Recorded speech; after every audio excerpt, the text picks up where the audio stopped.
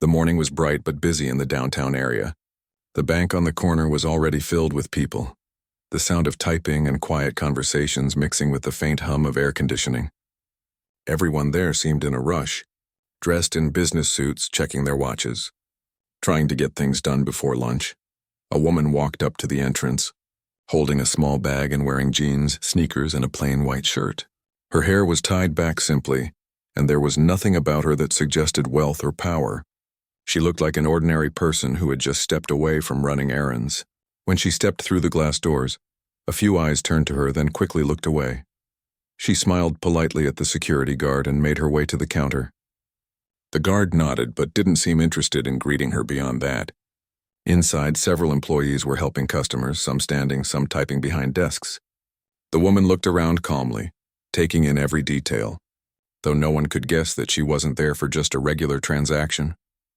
What no one knew was that this woman had recently become the majority owner and CEO of this very bank. After years of building her own financial firm, her company had merged with this chain and she was now in charge of it all. But she had chosen not to announce it yet. Instead, she wanted to visit quietly, as an ordinary customer, to see how her staff treated people when no one was watching. She took a short breath and stepped forward. "Excuse me," she said softly to the first teller she saw. The teller didn't look up immediately. He was an older man, his tie slightly crooked, eyes glued to his screen. Without glancing up, he said, "Please take a seat. Someone will attend to you shortly." She nodded politely and went to sit on one of the chairs lined up near the counter. From where she sat, she could see everything. The people rushing, the whispers, the half-smiles from the employees when certain customers walked in dressed in expensive clothes. She noticed how one well-dressed man received instant attention, while an elderly lady in simple clothes was told to wait patiently. After about 10 minutes, the older man finally called her over. His name tag said C. Collins. He looked up at her and forced a small smile that didn't quite reach his eyes. "Yes, what can I help you with?" "I'd like to open a special account," she said gently.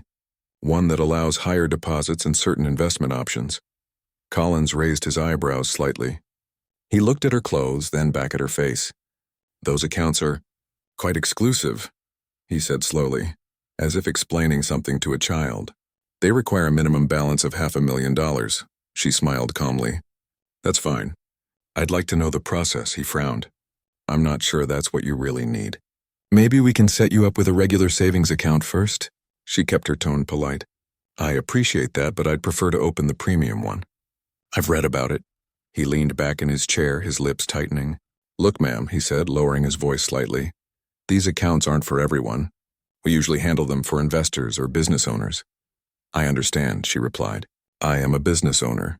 He gave a short laugh, not unkind, but clearly doubtful. "And what kind of business is that?" She paused for a moment, debating whether to answer truthfully. Then she said, "I work in finance." "Oh, really?" he said, his tone clearly showing disbelief. "Finance. That's interesting. Do you have a business card or something?" She reached into her bag and handed him a simple card with only her name and phone number on it. The company name wasn't printed. She had intentionally left that off to keep her visit anonymous. Collins looked at it, then shrugged.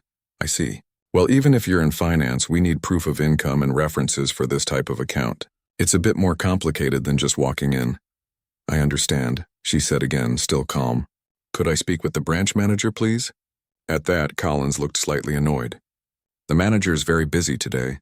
You'll need an appointment." She gave a polite smile. "That's fine. I can wait." He sighed loudly, typing something on his screen just to make himself look busy. "I don't think the manager will be free for quite a while. Why don't you come back tomorrow?" The woman didn't move.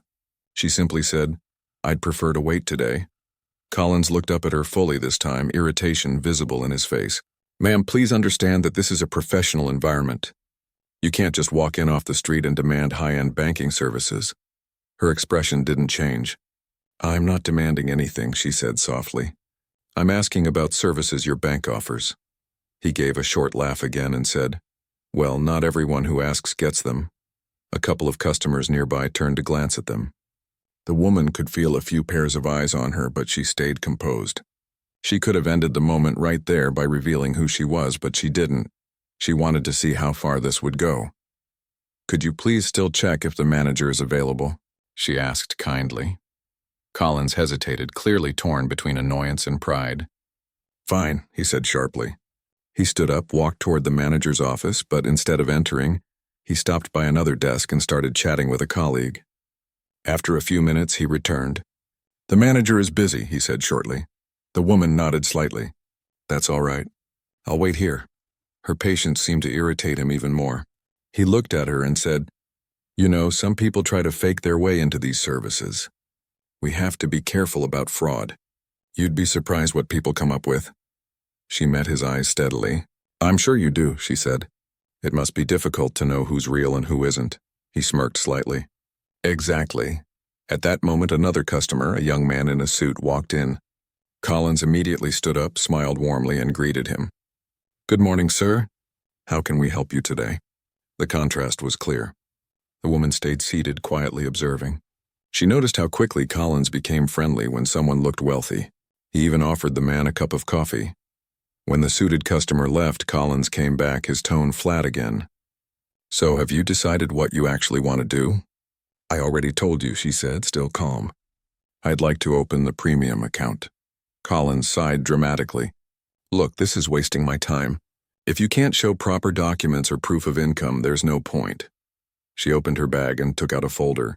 Inside were ownership papers, identification, and a letter from the bank's corporate office, something that quietly confirmed her authority within the organization. She placed it gently on the table and said, Maybe this will help. He didn't even look at the document at first. He said, We've seen all kinds of printed papers, ma'am. Anyone can type something fancy these days. She smiled faintly. You're welcome to read it. Finally, he glanced at the paper. His expression changed slightly as his eyes caught certain words, but he quickly looked up again and said, Where did you get this? Did someone give this to you? It's mine, she said simply. He frowned deeply. This looks like something official. Are you saying you work for the main office? She didn't answer directly. I think the manager should see this. He shook his head, clearly uncomfortable, but still unwilling to accept it. No, I don't think so. I'll need to verify this first. You might be wasting everyone's time. His tone had become sharper and people nearby started to notice. One woman whispered to another and a guard near the door glanced over. The woman still sat calmly, her voice quiet and steady. You seem upset, she said. I'm not upset, he said quickly, though his voice rose slightly. I just don't like being tricked. This bank has standards. She looked at him and said gently, Every person should be treated with respect, regardless of how they look when they walk through those doors. That sentence seemed to sting him. He looked away briefly, then muttered, Respect has to be earned. She nodded slightly, and sometimes it's lost. Before he could reply, the branch manager's door opened and someone stepped out, motioning to Collins. The manager said something quietly, and Collins' expression changed for a second, uncertain, maybe even nervous. But when he looked back at her, he quickly masked it. Wait here, he said. I'll sort this out. He walked away, leaving her sitting alone. She leaned back slightly, observing the quiet room, the staff, the small gestures that revealed how they judged people by appearance. Every detail was going into her mind. She wasn't angry, just thoughtful. She wanted to understand what kind of culture her employees had built when they thought no one important was watching. After several minutes, Collins came back, looking tense. You can leave now, he said shortly. We'll contact you if we need anything. She stood slowly. Thank you, she said, her tone kind but firm. I'll be back tomorrow. He gave her a half smile, trying to hide his frustration. Sure, whatever you say. She walked out calmly, pausing at the door. The guard didn't make eye contact as he opened it for her. Once outside, she took a slow breath of the fresh city air. She looked up at the tall building that carried the bank's name across the glass front. She whispered quietly to herself, Tomorrow they'll know who I am. And as she walked away down the busy street, there was no anger in her step, just quiet resolve. She had seen enough for one day. Tomorrow would be the start of something very different. He next morning started with a light drizzle. The city streets glistened as people hurried under umbrellas, stepping around puddles as they rushed to work. Inside the bank, employees were settling into their desks, straightening papers, sipping their coffee, and chatting about the day ahead. Collins arrived a bit later than usual. He wore his usual dark suit and carried a confident air. He had already forgotten most of what happened the day before. To him, it was just another busy morning, another customer who didn't fit his idea of importance. He told one of his coworkers how he handled a confused woman yesterday who had come asking for something way out of her league. His tone was filled with the same arrogance that had quietly made many of his colleagues uncomfortable, though few ever spoke up. The same woman he had dismissed so easily the day before was at home, calmly preparing her morning coffee. She had been up early, reading through the reports about this particular branch. Her expression stayed neutral, but her mind was sharp and focused. The bank she now owned had a reputation for excellent customer service on paper, but the numbers and complaints told a different story. There were small things she noticed in the reports: employees ignoring clients from certain neighborhoods, complaints about rude responses, and staff cutting corners when it came to treating customers fairly.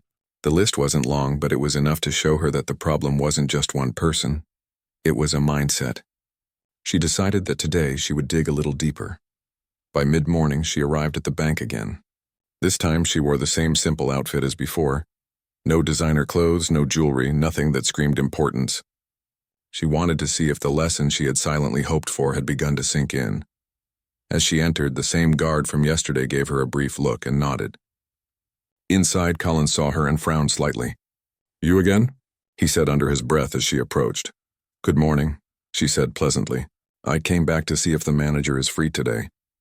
Collins gave a short laugh. "You really don't give up, do you?" he said. "I told you those accounts aren't for everyone."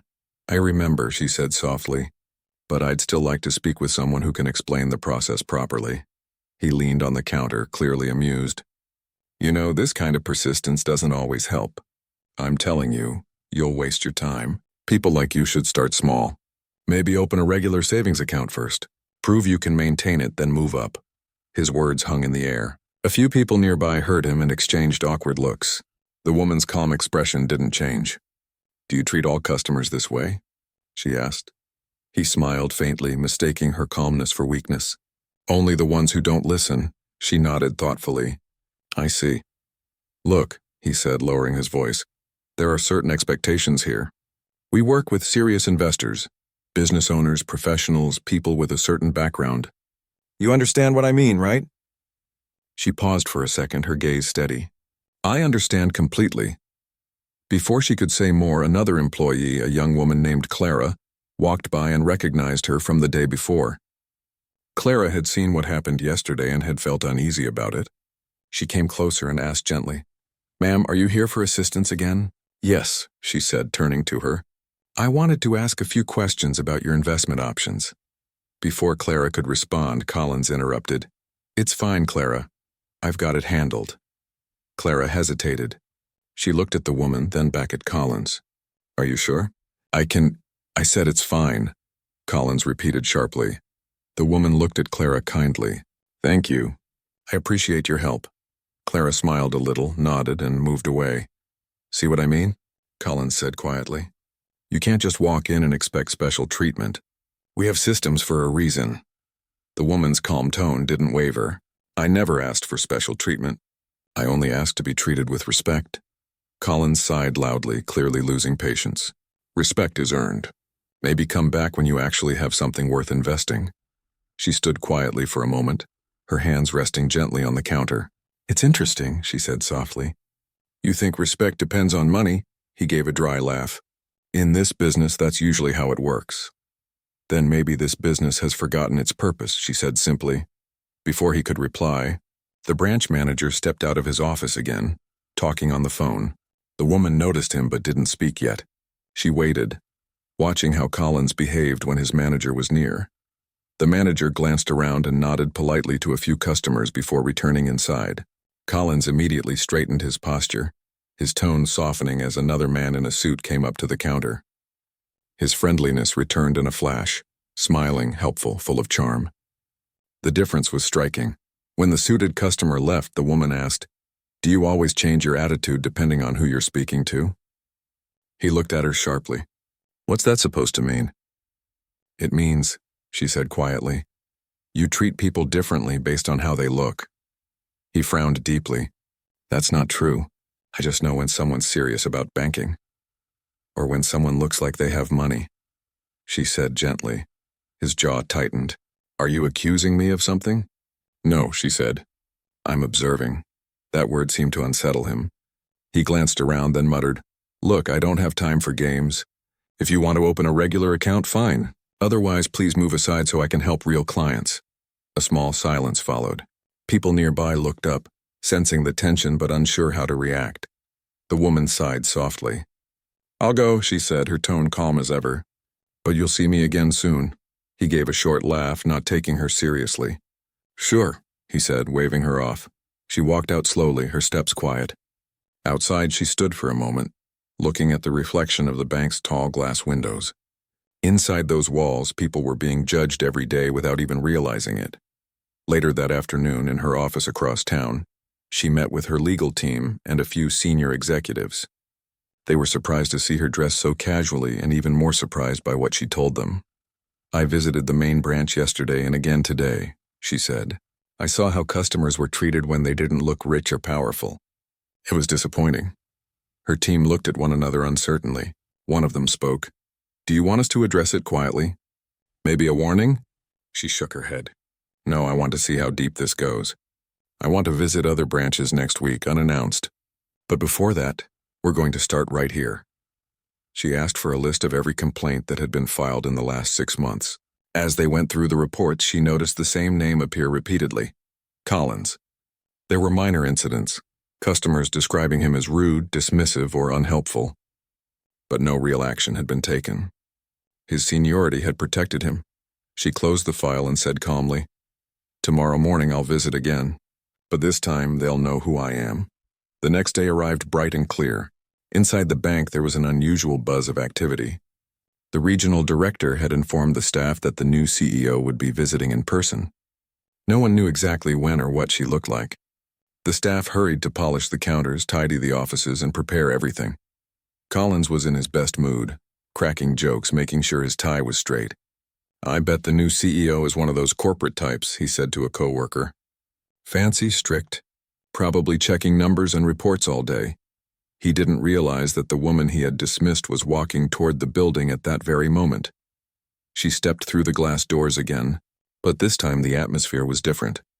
People were alert, trying to look professional. As soon as she entered, the regional director spotted her and came forward with a bright smile. Good morning, ma'am, he said, almost too eagerly. Welcome. We've been expecting you. The entire staff turned to look, including Collins. When his eyes met hers, his expression froze. He blinked, clearly unsure if what he was seeing was real.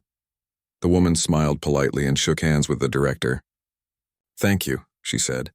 I'm looking forward to speaking with everyone. The director led her toward the conference area. Collins stood behind the counter, pale and speechless.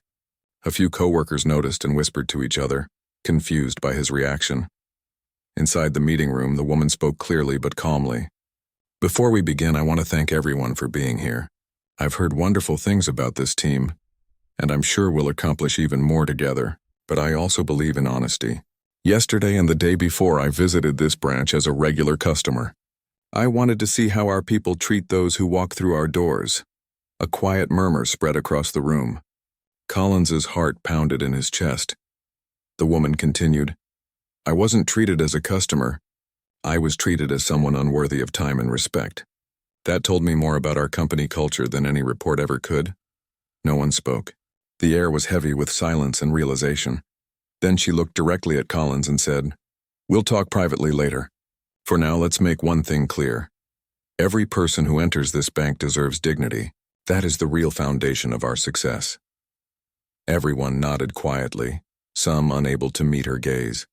Outside the meeting room, whispers spread quickly. Collins sat at his desk, staring blankly ahead. He knew his actions were about to catch up with him, and there was no undoing them now. As the woman left the conference room later that morning, she looked at the employees, some nervous, some thoughtful, and said, Tomorrow we start fresh, but today we remember. And with that, she walked out with quiet confidence, leaving behind a silence that spoke louder than any words could. The day after the meeting felt heavier than usual at the bank. People were quieter, more careful with their words, more aware of how they spoke to customers. It was as if everyone was trying to erase yesterday's behavior with polite smiles and softer voices, but deep down they knew things had changed for good. Collins arrived earlier than usual that morning. His mind was restless, replaying every moment from the day before. The shock of realizing who that woman really was still hadn't worn off. He had gone home and barely slept, thinking about the words she said, about how easily he had judged her, and about how foolish he must have looked in front of everyone. Now, as he walked into the office, he felt a strange mix of embarrassment and fear. People greeted him with polite nods, but he could tell they were whispering behind his back. The entire branch knew what had happened. He didn't need anyone to say it. He could see it in their eyes. The woman, meanwhile, sat in her corner office downtown overlooking the city skyline. Her assistant stood beside her, giving updates about the bank's public image, the staff's reaction, and the social media buzz. Somehow, word about her unannounced visit had already begun spreading online, though no one knew the full story yet. She listened quietly as her assistant spoke. When he finished, she said softly, "Let it spread. People will learn more from this than from a press release." Then she turned her chair slightly toward the window. Her eyes followed the movement of the clouds outside as she thought about everything she had witnessed. For her, the issue wasn't only about what had happened to her personally. It was about what that moment revealed about human behavior, how easily people judged others, how quickly respect disappeared when someone didn't fit a certain image. Later that morning, she asked her driver to take her back to the same branch. Her assistant hesitated. "Ma'am, are you sure?" "You just went there yesterday." "I'm sure," she said calmly. "There's still unfinished work." When she arrived, the staff quickly straightened their posture, their eyes alert and nervous. The branch manager greeted her at the door with a forced smile and led her to the meeting area again. Collins stood by his desk, his hands fidgeting, trying to look busy. His heart raced when he saw her walk in. She noticed him but said nothing yet. She greeted the other staff first, asking a few gentle questions about their work, their schedules, their daily challenges. Her voice was calm, friendly, but her presence carried quiet authority. Finally, she turned to Collins and said, "Would you join me in my office for a few minutes?" The room went silent. Everyone knew what that meant. Collins nodded stiffly, his throat dry, and followed her into the manager's office. When the door closed behind them, she sat across from him, her expression unreadable. For a long moment, she said nothing. The sound of the ticking clock on the wall filled the room. Collins shifted uncomfortably, his hands clasped together. "Do you know why I'm here again?" she asked softly. He swallowed hard. "To talk about yesterday," she nodded slowly. "Yesterday and the day before that." He looked down. "Ma'am, I didn't mean any disrespect. I just—" She raised her hand slightly, not in anger, but to stop him. "I don't want excuses. I just want honesty." He took a deep breath. "I judged you. I saw the way you were dressed and I assumed you weren't serious. I shouldn't have done that. It was wrong." She nodded again, quietly listening. "I've been working here for years," he continued, his voice trembling slightly. "Sometimes you see people come in trying to cheat the system, fake documents, all sorts of things. I guess I got used to assuming the worst. I didn't realize how it made me treat people." Her gaze softened slightly. "Do you think that's an excuse?" He shook his head quickly. "No, ma'am. It's not. I was wrong, completely." There was a pause. Then she asked, "Would you have treated me differently if I looked like one of your wealthy clients?" He hesitated for a moment, then nodded slowly. "Probably, yes," she sighed. "That's the problem. And not just with you, with many people. We've built a world where respect is tied to appearance, where kindness depends on what we think someone can give us. That's not just bad business, it's bad humanity." Her tone wasn't harsh, but every word landed with weight. Collins sat silently, unable to meet her eyes. After a few moments, she said quietly, "You embarrassed me in front of everyone, accused me without reason, and treated me like I didn't belong in my own bank. I could end this conversation by firing you on the spot." Collins's heart dropped. He looked up, eyes wide. "Please, ma'am. I'll do anything to make it right." She didn't answer immediately. Instead, she leaned back in her chair and said, "I'm not sure this is something you can fix with words." He nodded quickly. "I understand. Please don't end my career over this. I'll change, I promise." She watched him quietly, searching for sincerity in his face. After a while, she said softly, "Change isn't about words, it's about behavior. I'm giving you one chance, one. Not because you deserve it, but because everyone deserves a moment to learn from their mistakes." His relief was almost visible. "Thank you," he said quickly. "I won't let you down." She stood up and said, "You won't be working with clients for a while. You'll assist in community outreach programs instead. I want you to see what real struggle looks like. Maybe then you'll understand respect differently." He nodded, humbled. "I'll do whatever you ask." As she opened the door to leave, she turned slightly and said, "And Collins, next time someone walks into this bank, try seeing the person first, not the clothes." He nodded again, his voice barely above a whisper. "Yes, ma'am." When she stepped out of the office, the staff looked up nervously. She gave a small, polite smile and said, "Thank you, everyone. I'll be returning again next week. Until then, treat every customer as if I'm standing right beside you." After she left, the entire branch exhaled at once. Some felt inspired, others nervous, but all of them knew this was not just another ordinary boss. She was different, firm, fair, and deeply human. Later that day, as she rode back to her headquarters, her assistant turned to her and said, "You handled that with a lot of grace. Most people in your position would have reacted harshly." She smiled faintly. "Power is never about harshness. It's about using it wisely." She spent the rest of the day reviewing training programs for staff across all branches.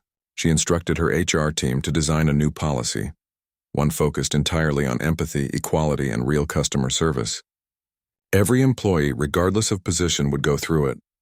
It wasn't just about fixing one man's behavior. It was about changing the culture from the ground up. That night, she couldn't help thinking about the faces she had seen that day. Some embarrassed, some ashamed, some genuinely moved. She believed people could change if they were given a chance to reflect. Meanwhile, Collins sat at home alone, staring at his kitchen table. His hands were clasped together and his eyes were fixed on nothing. He had spent years thinking he knew everything about customer service, but now he realized he had learned nothing about people. The moment he had dismissed that quiet woman, he had revealed something ugly about himself. He thought about his own life, his struggles when he first started working at the bank, how he had once been ignored for not having the right clothes or the right connections. Somewhere along the way, he had become the same kind of person who once made him feel small. The thought stung. The next morning, he showed up to the new outreach assignment she had arranged. It wasn't glamorous work. He was helping organize financial literacy workshops in low-income neighborhoods, speaking with people who didn't have bank accounts, helping them understand saving and budgeting. At first, he felt out of place. But as the hours passed, he started to see something he had forgotten: genuine gratitude. These were people who had so little, yet they treated him with kindness. They listened when he spoke, asked questions respectfully, and thanked him sincerely for helping. For the first time in years, he felt what real connection meant. By the end of the week, something inside him had shifted. He realized that the woman hadn't punished him. She had given him a chance to rediscover empathy. A few days later, he wrote a short letter and sent it to her office. It wasn't long, but it was honest. He wrote, "I wanted to thank you for giving me the chance to see people differently. I understand now that respect isn't earned by what someone owns. It's earned by how we treat others. I've learned more in the past week than in my entire career. I hope to prove that your trust wasn't wasted." When she read the letter, she smiled quietly. She didn't reply right away. She wanted to see if his actions would match his words. And over the next few weeks, she heard reports from the outreach team. They said he worked harder than anyone else, stayed late to help, and treated everyone with genuine care. She was proud, but she also knew the story wasn't over yet. There were still lessons to be learned, and the truth of what had happened was beginning to spread beyond the walls of the bank. Soon, the world would know the story too. The following week began quietly, but with a sense of anticipation in the air. Inside the branch, the employees moved with careful steps, adjusting their behavior without needing constant supervision. The woman's visit had left a lasting impression. People whispered to one another about what she had said, replaying her words in their minds. "Treat every customer as if I'm standing beside you." Collins, meanwhile, had settled into his new role in the outreach program. He spent his mornings visiting community centers, helping people understand their finances, explaining how saving even a little each month could make a difference. He spoke gently, patiently answering questions, sometimes repeating the same thing multiple times for someone who didn't understand at first. By the end of the week, he noticed something he hadn't realized before. Teaching, helping, and listening gave him a satisfaction that no fancy account or high salary ever had. On the morning of her next unannounced visit, she arrived at the branch earlier than usual. The staff were waiting nervously, unsure exactly when or where she would appear. Collins had already been briefed, and although he had improved, he still felt nervous. She walked in casually, her calm presence immediately catching attention. Everyone stopped what they were doing. The branch manager greeted her, and Collins instinctively straightened his posture. She smiled politely at the manager, then looked around the room. "Good morning, everyone," she said softly, but her tone carried authority. "I wanted to see how things are going since my last visit. I hope you've all been treating customers fairly and kindly." The staff nodded quickly, some muttering assurances, others remaining silent, their eyes fixed on her. She moved toward the counter, her gaze pausing on Collins. "And how have you been, Collins?" she asked, her voice calm but curious. He hesitated, then spoke sincerely. "I've been learning.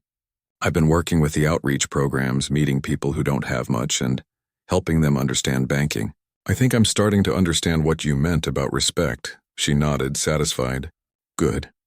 It's one thing to hear about it, but another to experience it. Actions are the only true proof of understanding." Collins swallowed, feeling a mix of pride and humility. He had been thinking about yesterday's letter he had written to her, and now, standing in front of her, he felt the weight of the lesson he was learning. She moved on to observe other employees, asking simple questions. "How are you assisting customers? How do you ensure they feel heard?" Her questions were gentle but probing, making people reflect on their own behavior. A few employees hesitated, unsure how to answer, but gradually they spoke openly. Some admitted that they sometimes rushed customers, focusing on efficiency rather than understanding. Others mentioned they had realized how important patience was after seeing the woman's visit. Throughout the morning, she noticed small improvements, but also moments where old habits crept back. She paused at the counter where Collins had previously been dismissive. "Tell me what you're working on today," she asked. He explained that he was helping a new client open a basic account, guiding them carefully through the paperwork, explaining each step and ensuring they felt confident. She listened intently, nodding occasionally. "Very good," she said quietly. "It seems you've learned something important. But remember, it's not just about being helpful in front of me. It's about consistently being respectful and patient every single day." Collins nodded solemnly. "I understand." As she moved around the branch, she noticed other staff members quietly observing her behavior, trying to align their own actions with her expectations. Some looked nervous, fearing mistakes. Others were genuinely inspired, feeling motivated to do better. At one point, she stopped near a young teller who had always seemed shy and unsure. She asked, "How do you feel helping customers?" The teller looked surprised but spoke honestly. "Sometimes I worry I'm not doing enough. I want to help them, but I also want to finish quickly so I don't get in trouble for taking too long." She smiled gently. "The balance is not in speed. It's in care. People remember how you make them feel, not how fast you processed their request. Take your time, listen, show them they matter." The teller nodded, feeling reassured. As the morning progressed, the woman made her way to the back office where the manager sat. She had a private conversation with him, discussing ways to improve training, customer service, and how to create a culture that valued every individual equally. Her suggestions were practical but focused on empathy, role-playing customer scenarios, listening without judgment, and understanding people's needs before jumping to assumptions. Afterward, she returned to the main area where Collins had been assisting customers. She observed quietly as he explained options, patiently answering questions and giving careful attention to each person. His tone was warm, respectful, and genuinely kind. It was a stark contrast to the arrogance he had shown just a few weeks ago. She approached him quietly and said, "You're doing well. But remember, one good day doesn't erase the past. Keep showing this consistency every day, not just when I'm here." He nodded, humbled, understanding the depth of her words. A few hours later, she called for a staff meeting. Everyone gathered in the conference room and she began speaking to the entire team. "I've seen progress," she said calmly. I've also seen areas that need improvement. This is not about punishment, nor is it about embarrassment. This is about building a culture of respect, care, and fairness. Every person who walks into this bank deserves dignity, no matter who they are or how they appear. Her words resonated through the room. The employees listened silently, some nodding, others reflecting on their own behavior.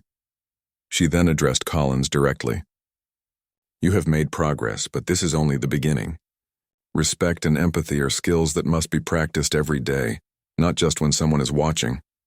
Collins met her gaze, his voice quiet but sincere. I understand, ma'am. I will continue to learn and do better. She nodded. Good, and remember, learning is a lifelong process. We never stop becoming better people. After the meeting, she walked through the branch again, this time speaking individually to several employees. She offered guidance, encouragement, and a gentle challenge to think about each interaction as an opportunity to make a positive impact. By the time she left the branch, the atmosphere had shifted completely. The tension and nervousness that had filled the room earlier were replaced by a quiet determination. People felt motivated, aware that their actions mattered not only to their customers but to the reputation and integrity of the entire bank. Outside, she took a deep breath of fresh air, looking up at the sky. The morning had been productive, and she felt a sense of calm satisfaction. Change was never instant, but every small step mattered. That evening, Collins stayed late at the branch, reflecting on the day's events. He thought about the way he had behaved before, how easily he had judged, and how much he had learned in just a few days. He realized that this experience was not just about his job, it was about the kind of person he wanted to be. He decided to take further steps. He began reading about customer service with empathy, attending workshops and volunteering at community centers beyond the bank's programs. Each interaction reminded him that his past behavior had been wrong, and that he now had the chance to make a meaningful difference. The woman, back at her headquarters, reviewed reports from the day. She was pleased to see the progress, but she also knew this was only the beginning. True change required constant attention and accountability. She began planning more visits, more training sessions, and strategies to ensure that respect and empathy became the foundation of every branch. That night, the city streets were quiet, the rain had stopped, and the lights of the bank shone brightly. Inside, employees reflected on the day, and Collins felt a growing sense of responsibility and purpose. The woman, observing from her office across town, knew that her actions were making a difference. But she also understood that leadership was not about control or fear. It was about guiding people toward becoming the best version of themselves, even when it was uncomfortable or challenging. And in the quiet of the evening, as the city settled down, she prepared for the next day, knowing that the story of change, respect, and accountability was far from over. The week passed quietly, but the energy at the bank had changed completely. Employees were more attentive to customers, more thoughtful in their responses, and more aware of how they treated people who walked through the doors. The woman's influence had already begun to reshape the culture, but there was still work to be done, especially with Collins. Collins continued his assignments in the outreach program. Every day he visited different communities, meeting people who were hesitant about banking, people who had little experience with financial systems. He patiently explained the benefits of saving and managing money, answered questions, and sometimes even shared stories of his own mistakes so people could learn from them. Each interaction reminded him of the lessons he had received from the woman, that respect and patience were earned through understanding and empathy, not position or appearance. He had started keeping notes on his experiences, documenting how people reacted to different approaches, how trust was built through kindness, and how much of a difference a patient attitude could make. For the first time in his career, he felt genuine purpose. It wasn't about numbers, sales, or recognition. It was about impact. Meanwhile, the woman was busy at headquarters. She reviewed reports from all branches, checked the progress of the new customer service policies, and prepared for another visit. She wanted to see firsthand how the changes were being implemented, and she also wanted to ensure that Collins had continued his transformation. Leadership for her was about guiding people to act with integrity and compassion, and she knew that real results came from consistent observation and reinforcement. When she arrived at the branch that morning, there was a quiet tension in the air.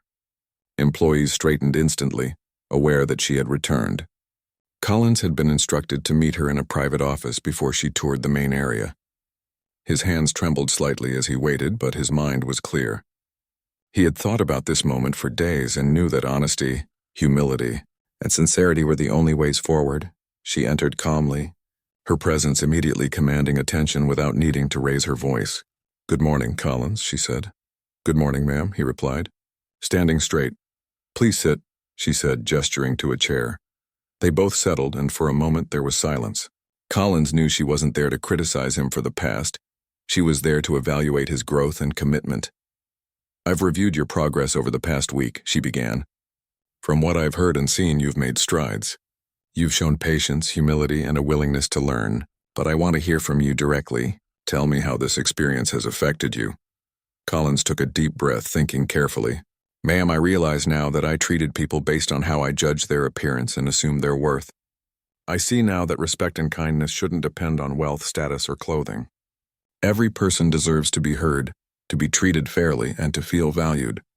I also understand that my actions reflected not just on me, but on the entire bank." She nodded quietly, absorbing his words. "Good. Understanding is one thing. Applying it consistently is another. Have you thought about how you'll continue to apply these lessons moving forward?" "Yes," he said confidently. "I will continue with the outreach programs.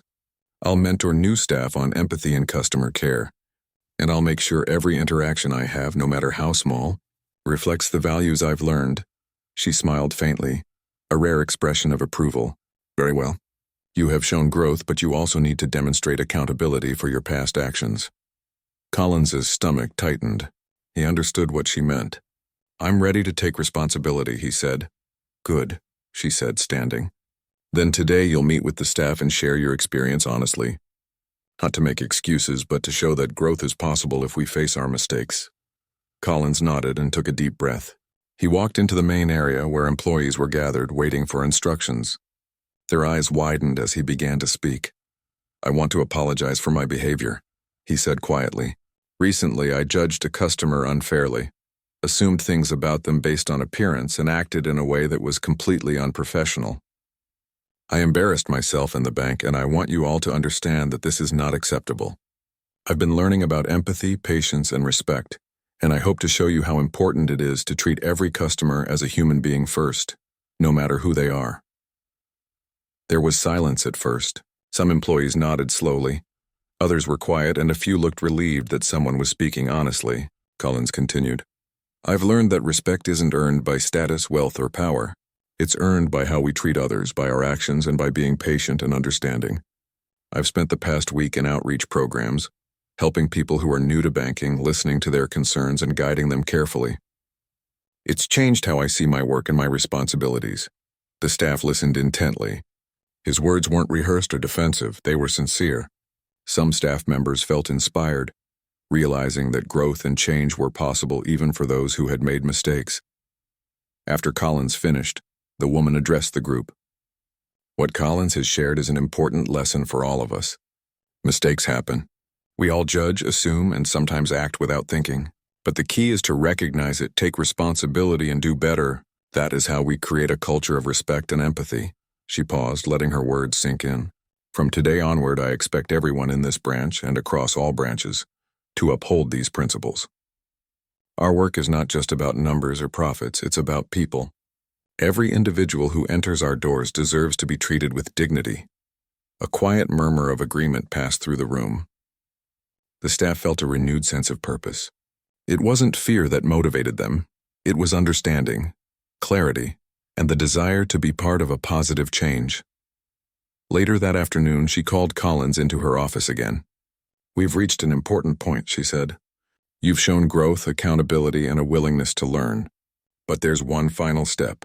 I need to make a decision about your position in this branch." Collins felt a tight knot in his chest. He had prepared himself for any outcome, knowing that his past actions were serious. "I understand, ma'am," he said quietly. She looked at him steadily. "After careful consideration, I have decided that your current role in customer-facing positions cannot continue. However, I am offering you a new role as part of a mentorship and training program. You will work directly with employees, guiding them on customer service, empathy, and professionalism. You will be accountable for helping this culture grow, and you will report directly to me on your progress. Collins felt a mix of relief and pride. I understand, ma'am, and I accept the responsibility. I will not let you down, she nodded. Good, remember this isn't punishment, it's opportunity. Opportunity to create change and to ensure that what happened to me and to others doesn't happen again. In the days that followed, Collins took his new role seriously. He worked closely with employees, helping them navigate difficult situations, teaching them to listen actively, and encouraging them to consider the feelings of every customer. Slowly but surely, the branch began to feel different. There was more patience, more kindness, and a stronger sense of unity. The woman continued her visits, checking on progress, providing guidance, and recognizing improvement. She also made it clear that her goal wasn't to instill fear, it was to inspire growth, to lead by example, and to ensure that her team understood the importance of respect, empathy, and accountability. Eventually, the story of the incident, the misunderstanding, the misjudgment, and the lessons learned began to spread beyond the bank. It was shared on social media, in news articles, and in professional circles. People admired the way she handled the situation calmly and fairly, how she gave Collins a chance to change, and how she emphasized human values over status or appearance. The bank's reputation improved.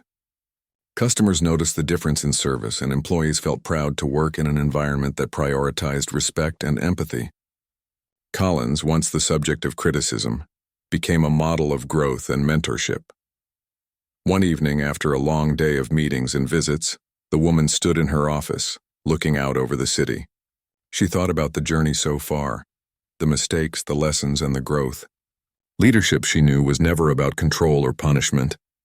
It was about guiding people, inspiring change, and holding everyone, including herself, accountable.